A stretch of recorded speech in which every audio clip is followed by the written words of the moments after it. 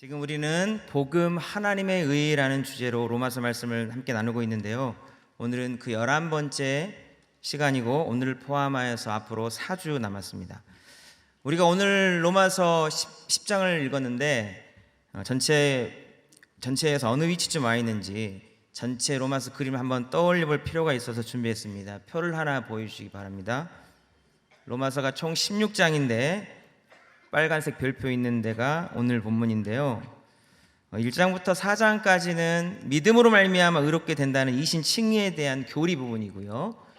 5장부터 8장까지는 믿음으로 말미암아 의롭게 된 자가 누리는 자유에 대해서 말했습니다. 그러니까 이 교리 부분은 실은 이제 끝나고 다음에 바로 실천으로 넘어가야 되는데 바울은 넘어가기 전에 짚고 넘어가야 될 문제가 있었던 것 같아요. 즉 아브라함의 후손 이스라엘 백성의 구원 문제였습니다. 아브라함이 믿음으로 말미암아 의롭다 하심을 받았고 그의 후손도 하나님께서 복을 약속해 주셨는데 아브라함의 후손 유대인들이 모두 구원에서 벗어나 있는 겁니다. 약속이 있는 아브라함의 후손인데도 왜 이스라엘 백성은 그렇게 되었는가 하는 문제를 저기 보니까 9장부터 11장까지 다루는 거고 오늘 본문이 그 속에 들어있습니다. 그래서 이 문제를 다루면서 구원을 위한 중요한 진리를 이 안에서 강조해서 말하고 있는데 핵심은 이런 내용입니다. 혈통적으로 아브라함의 후손이라고 해서 자동으로 구원을 얻는 것은 아니다라는 겁니다. 아브라함의 믿음을 따르지 않고 자신의 율법과 행위를 의지했다는 겁니다. 그들에게 열심은 있었지만 올바른 지식이 아니어서 방향이 잘못됐다는 겁니다. 그러면서 바울은 오늘 본문에서 구원에 대한 올바른 지식이 무엇인지를 이게 너무 중요하다고 다시 설파하는 겁니다. 그래서 오늘 저도 본문 제목을 구원에 대한 올바른 지식이라고 정했고요. 이는 우리도 꼭 알아야 되며 이 부분에 대해서 흔들리지 말아야 할 구원의 지식인 거죠. 세 가지 단어로 믿음, 은혜, 순종, 이 세 가지 부분을 이 세 단어로 정리해서 함께 말씀을 나누도록 하겠습니다. 첫 번째는 믿음인데요.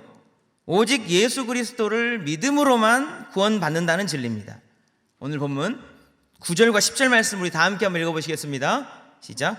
내가 만일 내 입으로 예수를 주로 시인하며 또 하나님께서 그를 죽은 자 가운데서 살리신 것을 내 마음에 믿으면 구원을 받으리라.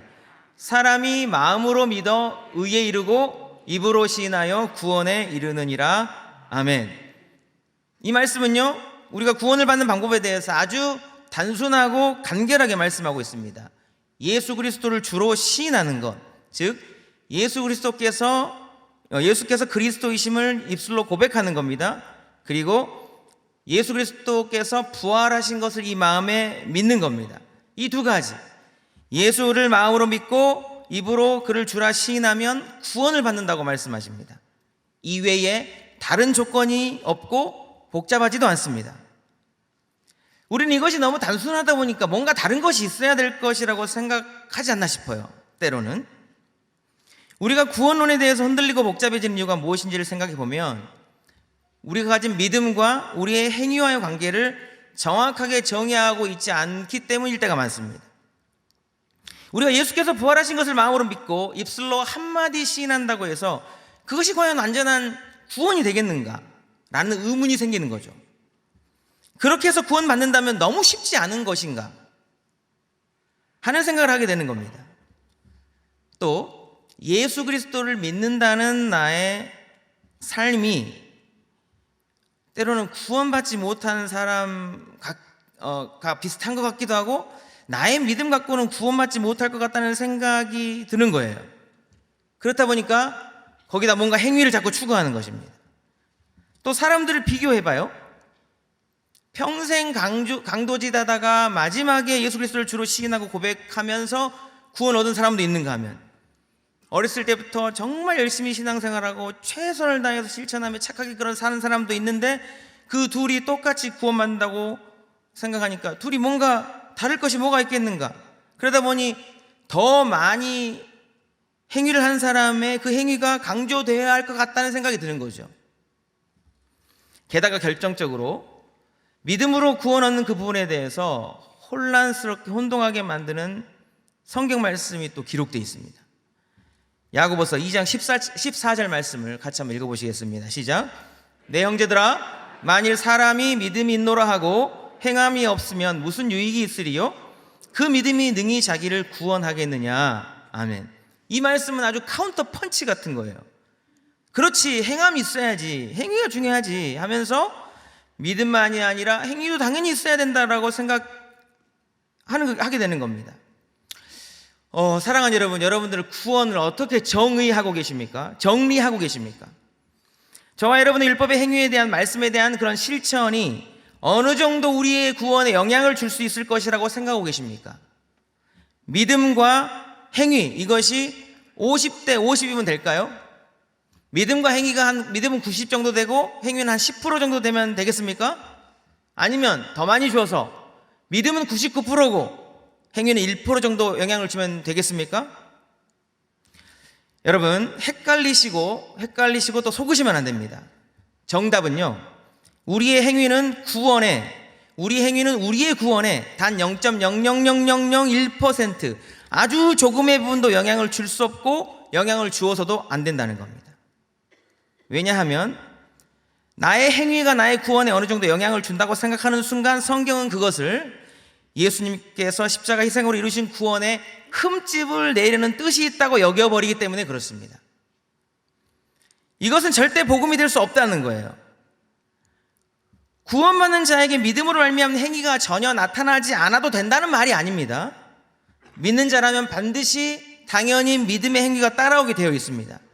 그러나 구원의 부분에 있어서 나의 율법의 행위를 통해 나의 그 구원에 어떤 영향을 주려는 의도, 시도가 있다면 그것이 문제라는 것입니다. 갈라디아서는 이를 다른 복음이라고 했고요, 이 다른 복음을 전하면 저주를 받을 것이라고까지 말했습니다.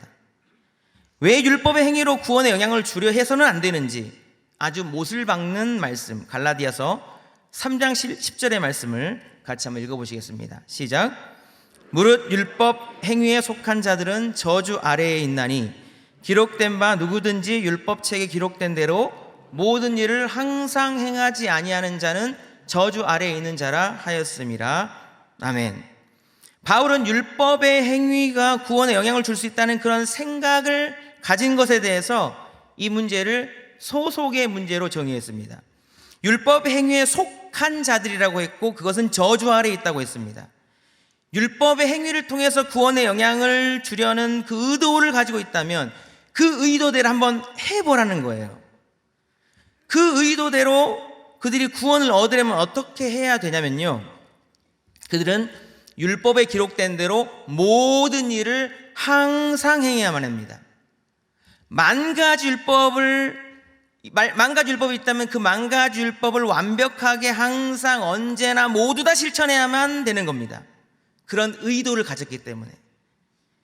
율법 중 하나라도 어기게 되면은 저주 아래 있게 되는 거죠. 사랑하는 여러분, 행위를 통해 구원을 얻으려는 시도 자체가 얼마나 무모한 시도인지 아시겠습니까? 혹시 그렇게 해서라도 구원을 얻을 수 있다면 좋겠지만 그렇게 할 수 있는 것도 아니고 되지도 않습니다. 그렇게 할 수 있는 사람도 있지도 않아요. 그렇기 때문에 결국 율법의 행위로 구원을 얻으려는 어떤 생각과 의도를 가지려는 순간 저주 안으로 들어갈 수밖에 없다고 말씀하시는 겁니다. 이러한 생각은요, 사단이 주는 생각입니다. 우리 예수님의 십자가 공로의 은혜를 완전히 의지하려는 성령의 생각이 아니라 육신의 생각입니다. 구원에 관해서 거기에 뭔가 나의 행위를 통해서 나의 의를 첨가하려는 악한 생각입니다. 사랑하는 여러분, 복음은 단순합니다. 예수 그리스도의 십자가 공로를 100% 의지하고 인정하고 고백하고 찬양하면 되는 겁니다. 마음으로 믿어 의에 이르고 입으로 시인하여 구원에 이르느니라. 사랑하는 여러분, 예수께서 나의 죄를 사하시기 위해서 십자가 고난당하시고 나를 살리시기 위해서 부활하셨다는 그 사실, 예수님의 부활을 마음으로 믿고 입으로 예수를 주로 시인할 때 우리에게 완전한 구원이 이루어졌음을 여러분 믿으실 수 있기를 축복합니다. 하나 정리하고 넘어갈 것이 있죠. 그렇다면 헷갈리게 하는 야고보서의 말씀을 어떻게 바라봐야 되는가? 야고보서의 행함 강조는 무엇을 의미하는가? 조금 전에 야고보서 2장 14절 말씀은요, 행함이 없는 가짜 믿음에 대해서 경계하는 겁니다. 내 형제들아, 만일 사람이 믿음이 있노라 하고 행함이 없으면 무슨 유익이 있으리요? 그 믿음이 능히 자기를 구원하겠느냐? 입으로는 믿음이 있다고 하는데 행함이 따르지 않아요. 그 믿음이 능히 자기를 구원하겠느냐? 반문하고 있어요.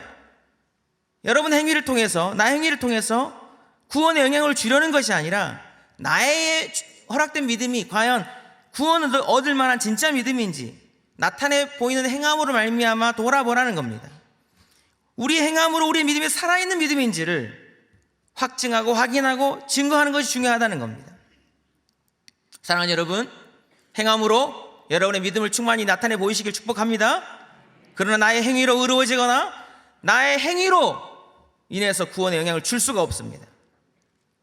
행함은 구원을 주신 은혜에 대한 감사의 반응이어야 되고요, 구원의 열매가 되는 거예요. 사랑하는 여러분, 구원은 오직 예수 그리스도를 믿음으로만 얻게 된다는 사실에 흔들림이 없으시길 축복합니다. 예수 그리스도의 십자가 공로를 의지하는 굳건한 믿음으로 날마다 구원의 은혜를 풍성히 누리는 저와 여러분의 복된 삶이 될 수 있기를 축복합니다. 두 번째는 은혜입니다. 두 번째는 오늘 본문에서 말하고자 하는 것은 구원이 은혜로만 주어진다는 겁니다. 본문 13절부터 15절까지의 말씀을 함께 보시겠습니다. 시작. 누구든지 주의 이름을 부르는 자는 구원을 받으리라. 그런즉 그들이 믿지 아니하는 이를 어찌 부르리요? 듣지도 못한 이를 어찌 믿으리요? 전파하는 자가 없이 어찌 들으리요? 보내심을 받지 아니하였으면 어찌 전파하리요? 기록된 바 아름답도다 좋은 소식을 전하는 자들의 발이여 함과 같으니라. 아멘. 말씀 좀 길어서 세 절 길어서 쑥 지나갔는데, 이 말씀은요 구원이 은혜로 주어진다는 것을 정말 잘 증명해 주고 있어요. 이 말씀을 제가 다시 한번 이해를 돕도록 표로 정리해 봤습니다. 주의 이름을 불러야 구원을 받을 수 있다. 이해되시죠? 그럼 주의 이름을 부르려면 어떻게 되냐? 주님을 믿고 있어야 부를 수 있다, 이 말인 거죠. 그럼 어떻게 믿는가? 말씀을 들어야 믿을 수 있다, 이거고요. 3번까지 잘 따라오셨어요? 그 말씀을 어떻게 들을 수 있는가? 누군가가 말씀을 전파해줘야 들을 수 있다, 이 논리고요. 그럼 누가 전파하는가? 보내심을 받아야 전파할 수 있다, 이런 논리입니다. 방금 그 10장 13절부터 15절까지 내용인데, 결론은, 이 말씀의 결론은 우리가 절대 스스로 믿음이 생겨서 주를 부르고 구원을 얻게 되는 것이 아니라는 겁니다. 결론은 하나님께서 복음 전파하는 사람을 나에게 보내주셔야 우리가 말씀을 듣고 구원을 얻을 수 있다는 거예요. 그렇게 구원이 하나님으로부터 나와서 우리에게 주어진, 절대 내 안에서 스스로 생기는 것이 아니고 바깥에서 우리에게 주어져서 우리 안에 들어와 주신 은혜일 수밖에 없다는 겁니다. 내가 지금 예수님 믿고 신앙 고백을 하고 구원을 받게 된 것은 단 0.00001%도 절대로 내 안에서 무언가 나온 일이 아니고 외부로부터 기인하여 주어진 것이라는 겁니다. 그렇기 때문에 은혜입니다.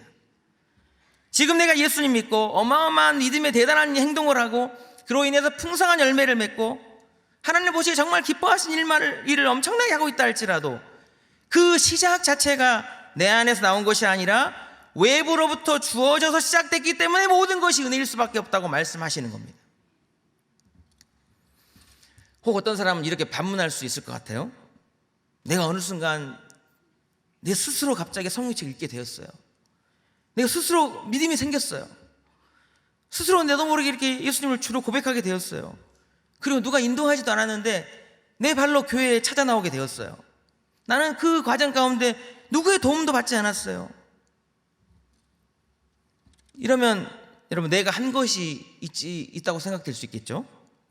이렇게 반문할지도 모르지만 과연 그 사람이 누구의 도움도 얻지 않았을까요? 제가 반증해 보겠습니다. 그 사람의 손에 들려진 그 성경이 오기까지 그 성경을 기록하고 번역하고 인쇄하고 나눠주고 전해주는 사람이 분명히 있었잖아요. 그렇게 하는 과정이 없었다면 그는 못 믿는 겁니다. 결국 은혜입니다.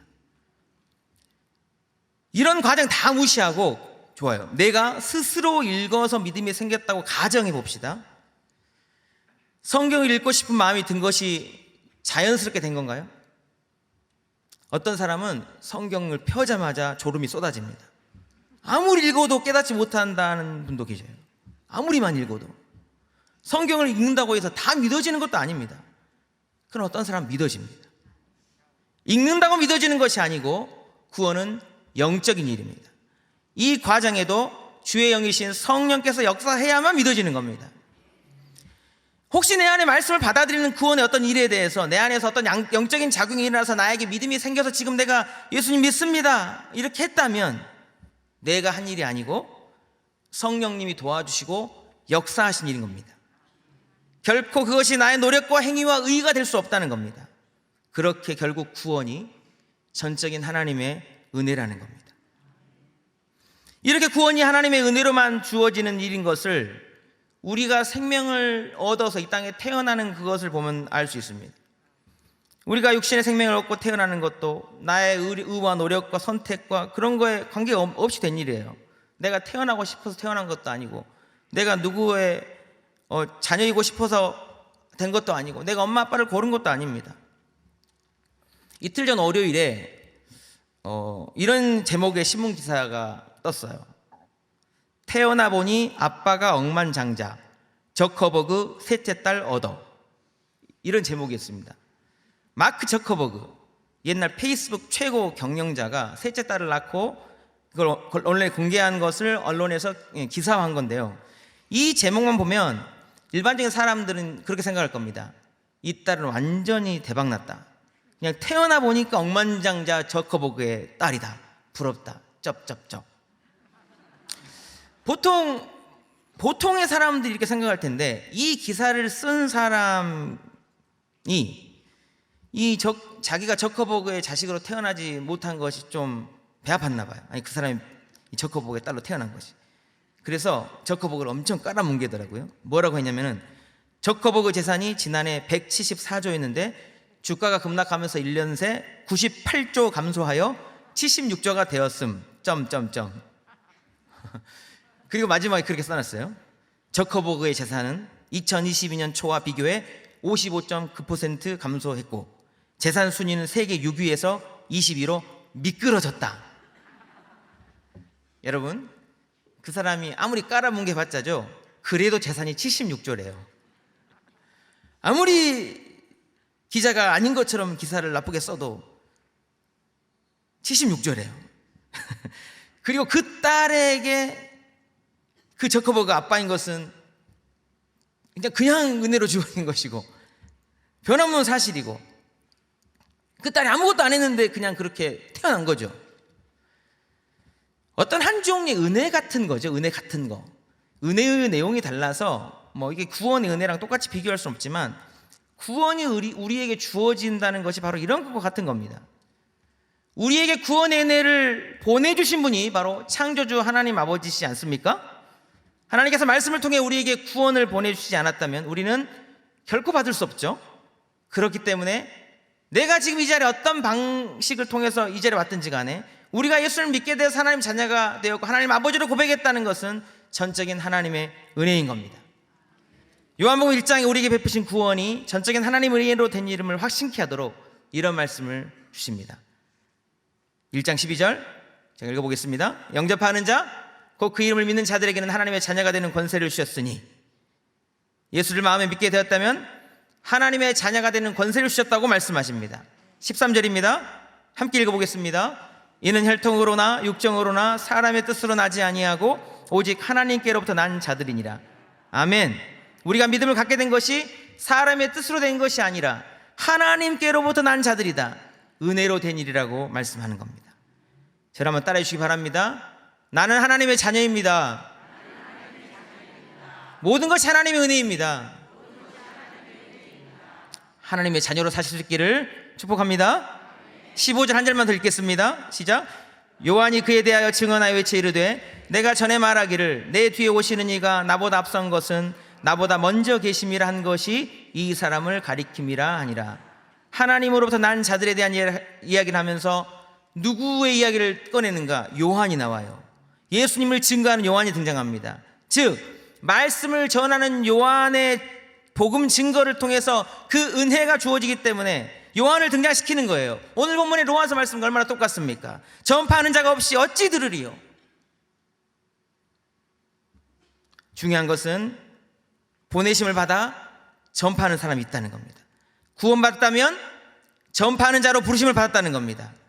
저와 여러분 마찬가지로 부르심을 받고 전파하는 자로 살아야 되는 겁니다. 사랑하는 여러분, 우리에게 임한 구원은 100% 하나님의 은혜로만 주어지는 영적인 일이라는 것을 믿으시길 축복합니다.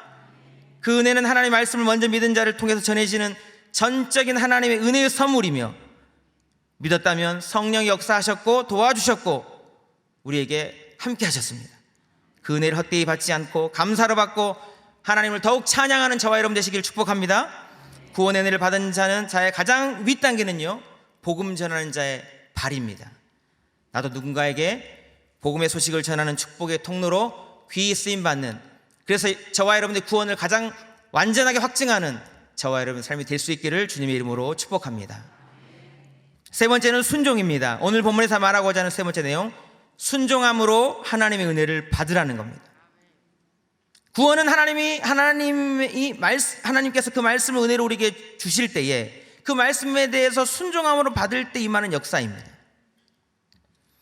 순종을 말씀하시는 것은요, 불순종을 함으로 말씀을 통해 은혜를 주셔도 그 은혜 자체를 안 받아 버릴 수도 있음을 가정하는 겁니다.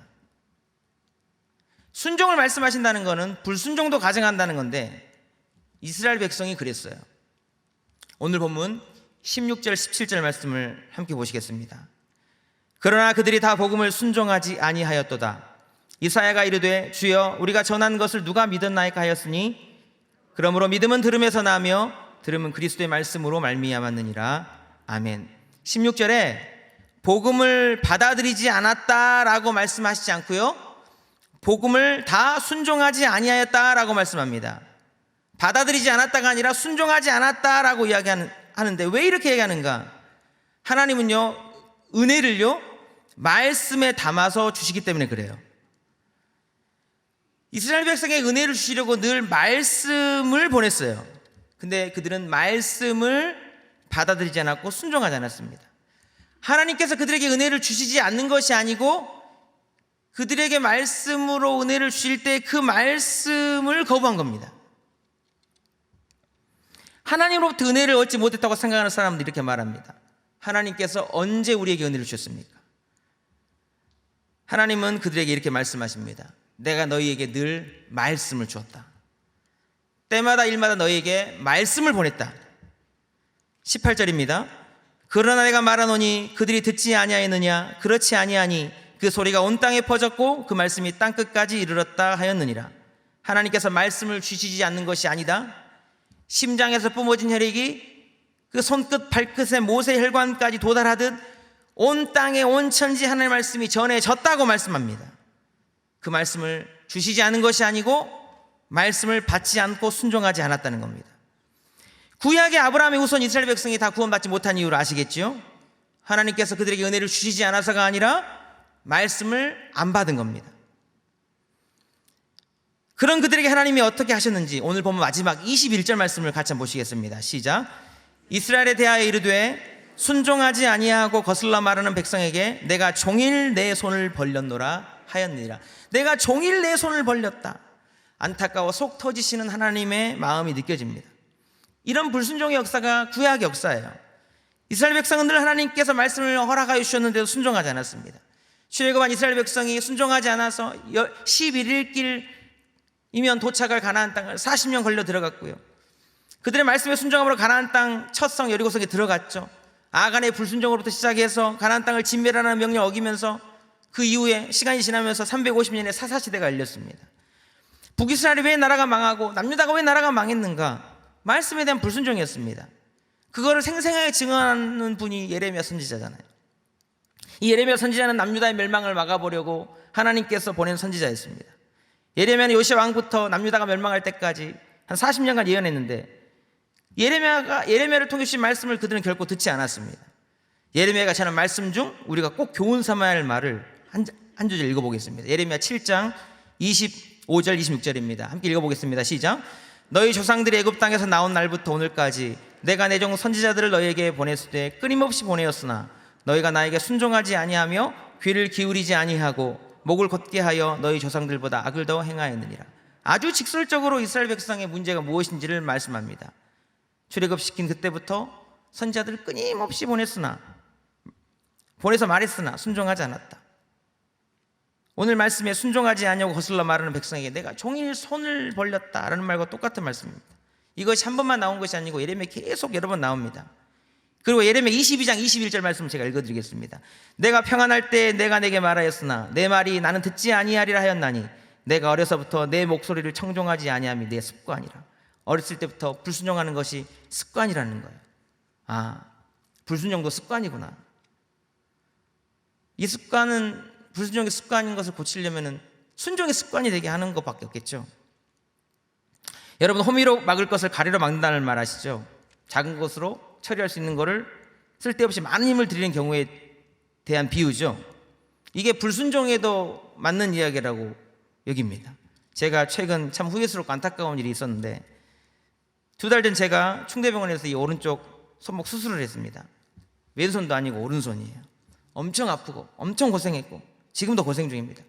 2달 동안 글씨 못 쓰고 타자도 못 치고 오늘 설교도 겨우 써왔는데 큰 고통을 당하고 많은 재정과 시간을 낭비하고 해야 될 일을 제대로 하기 힘들어지고 누릴 수 있는 거 제대로 못 누리고 아내와 가족들에게 많은 짐을 지우고 고생시키고 불편함은 온몸으로 감수하고 이게 무엇 때문인가? 의사 선생님 말씀을 잘 안 들어서 그래요. 작년 8월에 손목을 다쳤습니다. 병원에 갔습니다. 엑스레이 찍었어요. 뼈에 이상이 없었습니다.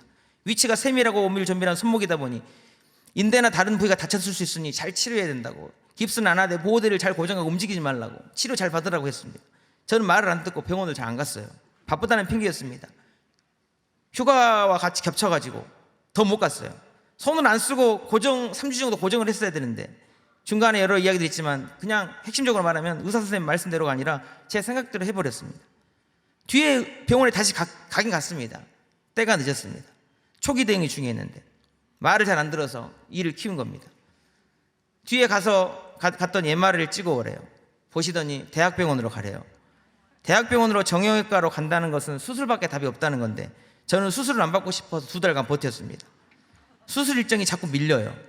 미뤄봤자 시간만 더 가겠구나 싶어서 결국 대학병원으로 전원한 지 석 달 만에 수술 받았습니다. 중간에 있던 여러 가지 이야기들 다 말씀드릴 수 없지만 저는 의사 선생님 말씀 안 듣고 일을 키우다가 안 해도 될 수 있었던 일을 그냥 3주만 끝날 수 있었던 일을 수술 받고 나서야 의사 선생님 말을 잘 듣는 사람이 됐습니다. 지금은 시키는 대로 다 합니다. 엊그제 진료받을 때 소망의 말씀을 전해주시더라고요. 잘 견디셨네요. 이제 6주 남았습니다. 완전히 아물 때까지 6주 동안 보호대 잘 차시고요. 이렇게만 살짝살짝 까딱까딱 하시고 이쪽으로 꺾으면 안 됩니다. 예, 알겠습니다. 사랑하는 여러분, 제가 길을 아는 자, 답을 아는 자, 그분의 말에 순종하는 것이 얼마나 중요한지에 대해서 이해를 돕기 위해서 제 최근 경험에 대해 말씀드렸는데요. 실은 우리가 살면서 몸 다치고 병원에 가고 고통을 당하고 또 회복되고 그럴 수 있어요. 그냥 이거는 영적인 영원한 구원의 일에 비하면 아무것도 아닌 일일 수 있습니다. 육신적인 일은 치료받고 이를 통해 교훈도 얻으면 됩니다. 그러나 여러분, 영적인 일은 단 한 번입니다. 영혼과 관련된 영적인 일은 우리의 전 인생과 관련되어 있고 천국과 지옥과 관련되어 있는 문제이고 영원한 것일 수밖에 없기 때문에 너무도 중요하다는 겁니다. 순종에 대한 하나님의 말씀을 새겨드려야 하며 오늘 본문의 이스라엘 백성의 그 모습을 본보기 삼아야 되는 겁니다. 제가 조금 전에 예레미야에 대해서 말씀드렸는데요. 당시 불순종의 습관이 되어서 선지자가 아무리 말해도 듣지 않고 결국 나라가 망할 때까지 가버렸던 그들의 상태가 어떠했다고 진단하시는지 예레미야 30장 12, 13절 말씀을 마지막으로 한번 읽어보시겠습니다. 시작. 여호와께서 이와 같이 말씀하시니라. 내 상처는 고칠 수 없고 내 부상은 중하도다. 내 송사를 처리할 재판관이 없고 내 상처에는 약도 없고 처방도 없도다. 불순종의 습관이 되어 살게 하려고 어떤 말씀을 해도 들리지 않는 상태. 내 상처는 고칠 수 없고 내 부상은 중하다. 약도 없고 처방도 없다. 사랑하는 여러분, 영적인 이 부분에 대해서 우리가 이 구원의 문제나 영적인 부분에 대해서 이런 상태가 되면 안 되잖아요. 길은 딱 하나입니다. 사단의 속임과 유혹을 이기는 방법 딱 하나입니다. 지금 순종하는 것입니다. 하나님의 말씀에 순종하는 저와 여러분 될 수 있기를 축복합니다. 하나님의 말씀은 완전하시고 영원하시고 선하신 줄로 믿습니다. 여호와의 말씀은 내 발의 등이요 내 길의 빛이니이다. 하나님은 그 말씀으로 지금도 우리를 생명의 길로 이끄십니다. 우리 주님은 말씀을 우리 안에 거하길 원하시고 말씀을 우리의 발걸음 인도하시고 우리를 생명의 길로 여전히 인도하시는 겁니다. 사랑하는 여러분, 하나님의 말씀에 순종하는 순종의 사람 다 되시기를 주님의 이름으로 축복합니다. 오직 예수 그리스도를 마음으로 믿고 주로 시인함을 통해서 구원을 얻고 말씀을 보내주심의 은혜요 오직 그 은혜로 구원 얻었음을 감사하며 하나님의 말씀에 순종함으로 말씀의 인도함을 받고 끝까지 구원과 생명의 길을 걸어가시는 저와 여러분 복된 삶이 될 수 있기를 주님의 이름으로 축복합니다. 시간 말씀 의지해서 함께 기도하도록 하겠습니다. 사랑의 하나님 아버지, 예수 그리스도를 믿는 믿음 주셔서 구원받는 하나님의 백성으로 살아가게 하시니 참으로 감사드립니다. 모든 것이 하나님의 은혜와 정말 축복인 줄 믿습니다. 나의 행위가 아닌 오직 예수 십자가 공로를 의지하며 하나님께 영광 돌리게 하여 주시고 구원의 주님께 감사와 찬양만 넘칠 수 있도록 인도하여 주옵소서. 말씀으로 우리를 가장 좋은 길로 인도하신 하나님 앞에 순종의 사람으로 늘 서 있게 하여 주시고 나도 누군가에게 복음으로 구원의 은혜를 전할 수 있는 선교적 삶, 하나님의 선을 행하는 선교적 교회로 귀 쓰임 받으며 살아갈 수 있도록 복의 복을 더하여 주시옵소서. 감사드리며 예수님의 이름으로 기도드리옵나이다. 아멘.